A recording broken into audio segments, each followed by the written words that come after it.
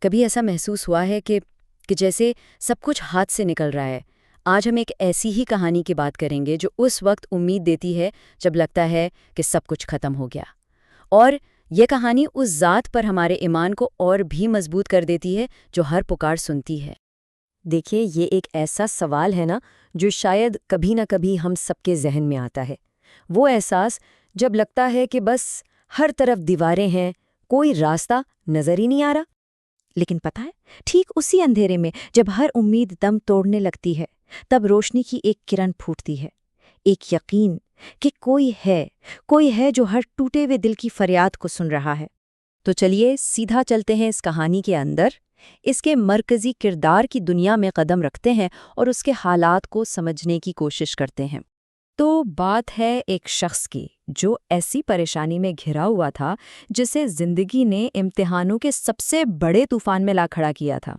آپ ذرا تصور کیجیے اس کی حالت کا، سوچیں، نہ رہنے کو گھر، نہ گزارے کے لیے کام، امید تو دور کی بات تھی، اور اوپر سے لوگوں کے تانے جو دل کو چیر دیتے تھے، بالکل مکمل بے بسی کی ایک تصویر۔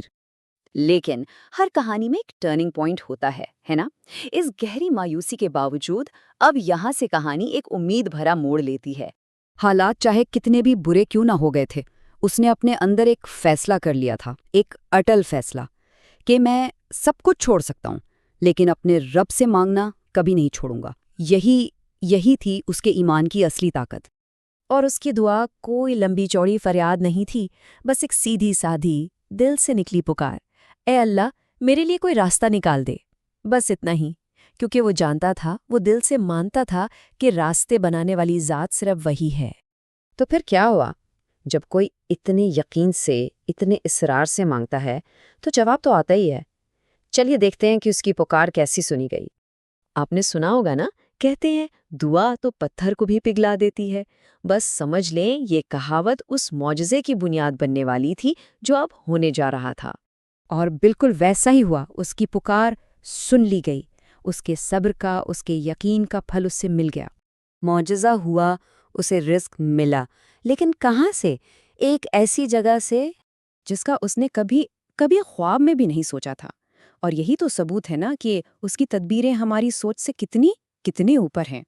تو اب اس کہانی سے نکل کر اس کے اصل پیغام کو سمجھتے ہیں، کیونکہ یہ جو سبق ہے نا، یہ صرف اس ایک آدمی کے لیے نہیں تھا۔ نہیں، یہ کہانی ہر اس انسان کی ہے، ہر اس دل کی ہے جو ٹوٹ کر سچے من سے اپنے رب کو پکارتا ہے۔ یہ امید کا چراغ ہے جو ہر کسی کے لیے ہے جو مشکل میں ہو۔ تو آخر میں اس پوری بات کا نچوڑ کیا ہے؟ وہ کون سی ایک بات ہے جو ہمیں ہمیشہ یاد رکھنی چاہیے؟